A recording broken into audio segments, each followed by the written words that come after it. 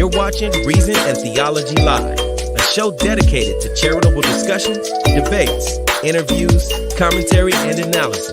And now, your host, Michael Lofton. Welcome back to Reason and Theology, everyone. Your host, Michael. We're continuing our coverage here of the interaction between the Patriarch of Alexandria and the Patriarchate of Moscow. Of course, this also involves Constantinople, but we're immediately discussing Alexandria and its most recent encyclical addressing further developments in what has been taking place with the internal schism in Eastern Orthodoxy, which is very unfortunate. And as I kind of noted before, I think that this is going to just continue. I don't think it's going to get any better, and this encyclical seems to indicate that. Short of some kind of divine miracle, of course, right? We can always hold out for that. And, again, before any of y'all Catholics who begin to gloat about this matter, you shouldn't, because you should want reunion with the Eastern Orthodox. And I'm of the opinion that that's going to be even harder to do with this internal schism in Orthodoxy. Now, some are of the opinion that this schism that's taking place right now between Constantinople, Alexandria, and Russia is actually good for reunion, because some think that Catholics could broker some kind of reunion deal with the Orthodox better if they are broken up into pieces. And I think I don't think that's a good take. I think it's actually much easier if the Orthodox are united. But unfortunately, I think that this is just going to continue to develop into further schisms. I don't think that it's going to be just limited to Moscow and Alexandria, Constantinople. I think others are going to end up getting into the mix of this. They're going to end up having to take sides. So some of the other autocephalous churches are going to have to, or autocephalous. I know some people don't like my pronunciation, so let me just say autocephalous. Some don't like, again, whenever I use a C with that term. Somebody scolded me the other day for it. But yeah, I do think some of the other autocephalous churches are going to end up having to weigh in one way or another, and that's going to lead to further schism. All right, but let me go ahead and share my screen, and let's take a look at the encyclical together. This is, again, from the Patriarch of Alexandria to his flock, so to Africa. And let me see here. Let me maximize my screen so I can see the text a little bit better. All right, let's go over here. Here we go. So here's what he says, and I'll offer my commentary as we go. All right, my dear children, priests, deacons, readers, monks, nuns, and my brothers and sisters in all the blessed countries of the African land, rejoice in the Lord always. And again, I say rejoice. With this letter, I want to communicate with you all of you, and to share with you as your spiritual father, to whom all of you have come and approached willingly, because through my lips, sorry, I have a camera somewhat in the way of my screen here. So through the lips of the metropolitan and bishops and shepherds, you heard the words of Christ, come to me, all you who are weary and burdened, and I will give you rest. These words, my dearest children and brothers, attracted you, and altogether through the holy baptism, the evangelical doctrine, and the divine Eucharist, we have formed in many places the life-giving body of Christ for the world, and always constituted, sacrificed, and spent for the life and salvation of the world. That is our Holy Church. All this effort to this day has never been easy, nor is it easy now, but the Lord has been, is, and will always be with us until the end and our entry into the kingdom of heaven. But my dear children, unfortunately, I observe and find that some others are false prophets, savage wolves that come in among you and will not spare the flock. I mean, he is already, bam, right at the outset, going hard here. So he's calling Moscow false prophets. Now, just for maybe some of y'all who might not be familiar with the context, long story short, several years ago, the Patriarch of Constantinople recognized a group of Ukrainians and made them an autocephalous church. And there was quite a pushback from the Patriarch of Moscow. who did not like that these Ukrainians were recognized for multiple reasons, and did not believe that the Patriarch of Constantinople could just unilaterally grant this to the Ukrainians. So Russia broke off communion with Constantinople, or rather, they would argue it's the other way around. But effectively, it's actually Russia who broke communion with them, because Constantinople is still willing to have communion with Russia, last I checked. So, but then the Patriarch of Alexandria recently celebrated divine liturgy with this group of Ukrainians, and that then made Russia say, okay, well, Alexandria, you too are excommunicated. You too are gone. You're in schism. So they're no longer in communion with Alexandria as well. Well, a group of priests in the Patriarch of Alexandria, in the Patriarchate of Alexandria, said, we don't agree with our patriarch, so we would like to be under Moscow. Even though we're still in Alexandria's territory, we would like to be priests under Moscow. So they reached out to Russia, allegedly, and Russia said, okay, you can be under our jurisdiction. So now Russia began to set up a parallel church in Africa, in the territory of another patriarch. Well, the Patriarch of Alexandria and the Alexandrian Synod responded, and of course, did not like that this was done and condemned it. And now the Patriarch is issuing an encyclical to his flock, which is the very thing that we're reading, further expanding on this issue. So that's just kind of the background. So he is now calling Russia and what it's doing false prophets, savage wolves that come in among you and will not spare the flock. Of course, quoting from sacred scripture. And without any blessing and permission from the Patriarch, they approached some spiritual folds of Africa. So he's actually saying that Russia approached these priests, and Russia says it's the other way around, sowing weeds of division, which they watered with accusations against our patriarchate and with dirty money. And these weeds grew and festered, and they threatened to drown the humble evangelical work of our apostolic patriarchate, which has been done with effort, sacrifice, and blood for many decades. I don't know what he's talking about, dirty money, but he's accusing Russia of dealing with dirty money here. I don't know if he's saying that, there's some kind of financial incentive to these priests who are under Alexandria who want to go under Moscow. If he's saying Moscow offered them money to do this, I don't know what he's talking about. I don't have any reference for this. So maybe if y'all have some information about that, please let me know. But I did find that was interesting. Okay. However, what is the case of all this disorder? I believe you are well aware that the church was organized by the holy apostles and disciples of the Lord, who in their place ordained bishops and organized their local churches and clearly defined geographical boundaries, which were confirmed by the holy ecumenical synods. Did the apostles really? And I'm not so sure that they defined geographical boundaries. I think that was more developed as the empire expanded and shifted and changes were made. So I'm not so sure about that one.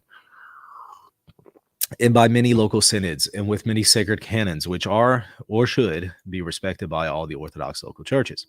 The first organization of the Christian world was observed in 5 patriarchates, the so-called Pentarchy: Patriarch of Rome, Patriarch of Constantinople, Patriarch of Alexandria, with geographical area and jurisdiction over all of Africa and its islands, Patriarch of Antioch, Patriarchate of Jerusalem, which was actually much later, Johnny come lately, as well as the Autocephalous Church of Cyprus. In Western Christianity, the primacy or first place is held by the Patriarch of Rome. It was also held as the first even in the East, which we have gone over in quite a few episodes. But it's most interesting that Pope Agatho at the Sixth Ecumenical Council openly proclaims the papal claims not only of papal infallibility but papal supremacy, and the Eastern churches and Eastern bishops there accepted what the Pope said. So I'm not exactly going to agree with his narrative about primacy here, but I'm just reading what he says. While in the Eastern Church, the Patriarchate of Constantinople, New Rome, will have equal position. Not exactly. Canon 28 at Chalcedon was highly disputed, not only in the West, but wasn't really received in the East until a little bit later. And of course, we could talk about maybe some previous canons that set precedent for Canon 28, but the same problem exists, is that Rome didn't accept that. And will enjoy primacy among the other patriarchates. The Schism of 1054 will alienate the Western Church, and in the Orthodox East, the ecumenical patriarch will continue to have the primacy. And of course, we know that the Schism of 1054 is pretty much a myth. There wasn't really any kind of definitive schism in 1054 between East and West. So the Patriarchate of Constantinople will continue to have the primacy and enjoy special privileges and responsibilities within the body of the Church. This special and unique position of the ecumenical patriarchate is secured by the holy canons, the tradition, and the acts of the Church. We could get into the whole argument about, okay, well, Canon 28, what exactly does it mean, and how authoritative is it, and stuff like that. But that's for another show, and we've done quite a few on that already. So we'll just move forward. The ecumenical patriarchate, having the first word in collaboration with the other ancient patriarchates of Alexandria, Antioch, and Jerusalem, have always taken care of the governance of the Orthodox Church and the solution of the problems that arose.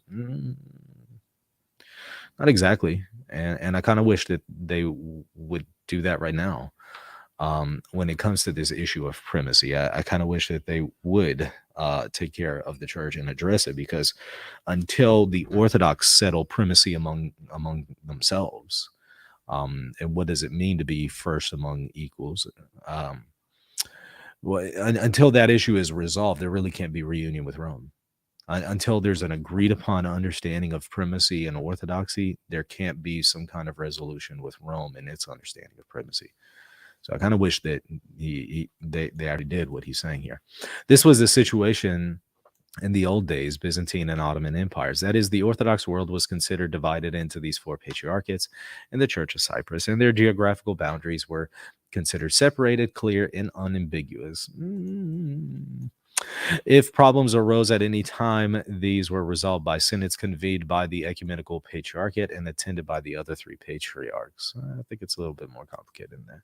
In modern times, some nations who acquired their own states wanted to acquire their own independent church, and indeed the ecumenical patriarchate cut off territories that belonged to it and created new independent churches, which became known as autocephalous churches.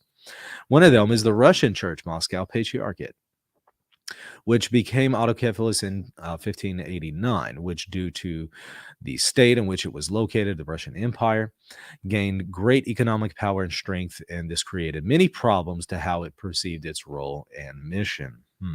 Thus, the Russian Church, wanting to increase its power and prestige in the Orthodox world, using secular power and sometimes violence. I mean, isn't this reminiscent of Constantinople? I mean, didn't Constantinople do the same thing? But I mean, I'm just throwing that one out there. Using secular power and sometimes violence, began to trample and enslave neighboring Orthodox churches, as it did with the metropolis of Kiev in the country of Ukraine, a metropolis that has always belonged to the ecumenical patriarchate. Okay, so clearly we know what side he falls on when it comes to this issue with Ukraine, which we already knew because he celebrated divine liturgy with them, right? With the dissolution of the Soviet Union, to which both Russia and Ukraine belong in 1991, the Ukrainians, who are a different people from the Russians, wanted to have their own independent autocephalous church from the Patriarchate of Moscow, something which the Russian Church disagreed radically. After many troubles, our Orthodox Ukrainian brothers asked the Ecumenical Patriarchate, which is the only one in charge, and in 2019 acquired their own independent, i.e. autocephalous church. Notice that, though. Notice that. He's definitely in favor of Constantinople's position here, but okay, if that's true, why don't the other Orthodox churches get on board with Constantinople and its position? Why isn't, if it's this clear cut in Orthodoxy, why don't the other bishops just kind of get on board, right? But that's the problem. The dispute is really over what authority does the Patriarch of Constantinople as first among equals actually have? That's the problem. Our Patriarchate also agreed with this act of the Ecumenical Patriarchate since it is in accordance with the sacred canons and the tradition of our church. Well, frankly, I'd argue that the tradition of the Orthodox Church is that Rome is indefectible as far as a see, that primacy can't be transferred to Constantinople or any other see. And therefore, the tradition of orthodoxy is to be in communion with the Bishop of Rome, and that is indispensable because it's part of the essay of the church. So, frankly, I would say he's wrong about his understanding of ecclesiology. But of course, I'm going to say that since I'm a Catholic, right? Unfortunately, the Church of Russia, in retaliation, violated the tradition of the ecumenical councils. But, I'd frankly say that he's violating the tradition of the ecumenical councils as well, since he's not accepting what Agatha taught or what Hadrian taught at the Seventh Ecumenical Council. Violated the tradition of the ecumenical councils, which were respected by all the patriarchs of Russia until today. Was it really? Has Russia really? And hastened to establish here in Blessed Africa its own church exarchate. As an act and practice purely inspired by colonialism, it tries to steal priests and Christians from our patriarchate using impermissible means. And, frankly, I agree with what Alexandria is saying here. I think that what Moscow is doing is wrong. I do think that it's even worse when you consider the different positions of ecclesiology and orthodoxy. Now, I know, again, there are multiple ecclesiologies, but I'm not exactly sure that the acts and move here of Russia is really in agreement with any of the ecclesiologies in orthodoxy, but that's just my opinion. So I do sympathize with Alexandria here. I do think that it's wrong for Russia to set up jurisdiction in the territory of another patriarch, especially according to their own understanding of ecclesiology. This action is utterly hostile to our patriarchate, as it is contrary to many other canons which forbid one from violating the borders of another. But here's the thing. Okay, well, what happens with another patriarchate or another bishop celebrates with the Ukrainians or celebrates with Bartholomew or celebrates with Alexandria? What is Russia going to cut them off too, and also say, now we're going into your territory too, and we're going to take some of your priests too? I mean, to me, it seems like Russia is creating a parallel church, and it's going to end up going into the territory of pretty much everybody that they don't agree with.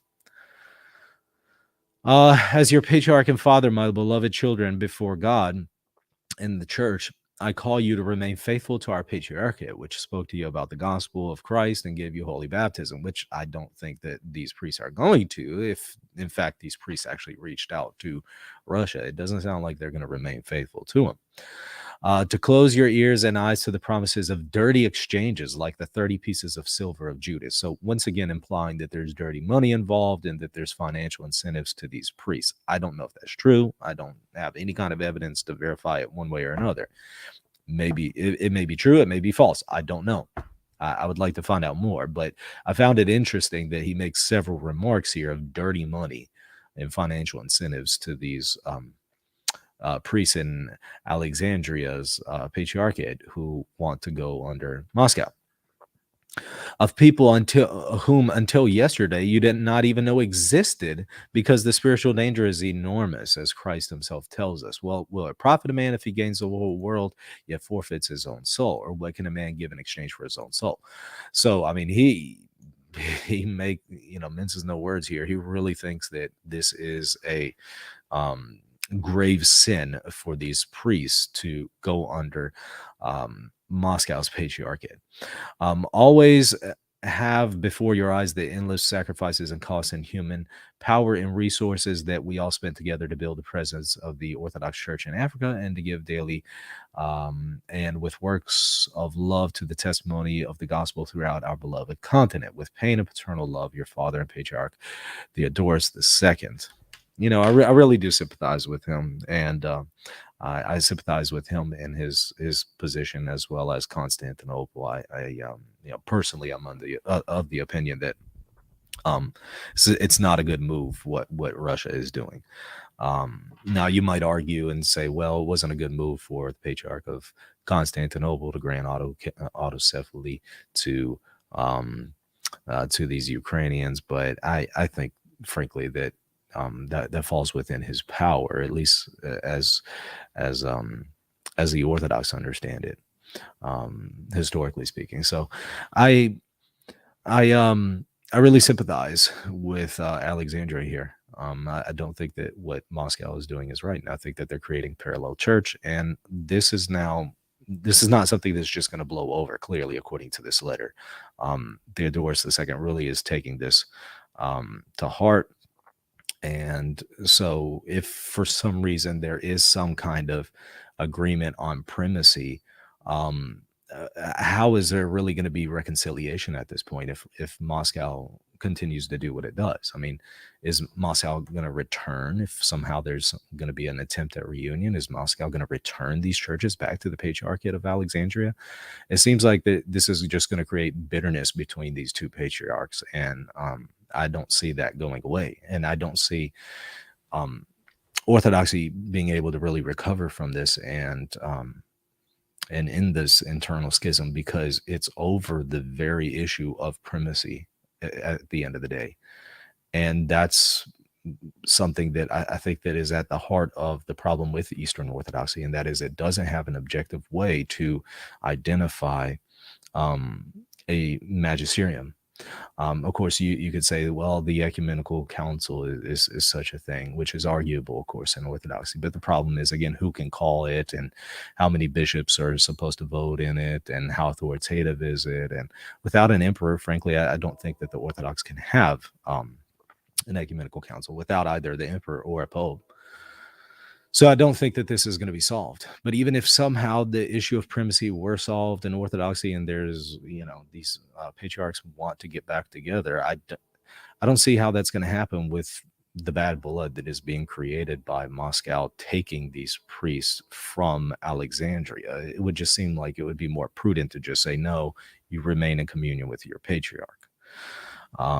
Because long term, this is really going to hurt communion and reunion with Alexandria and Constantinople. But it seems that Moscow sees things a little differently, and it makes sense if Moscow is trying to create a parallel church.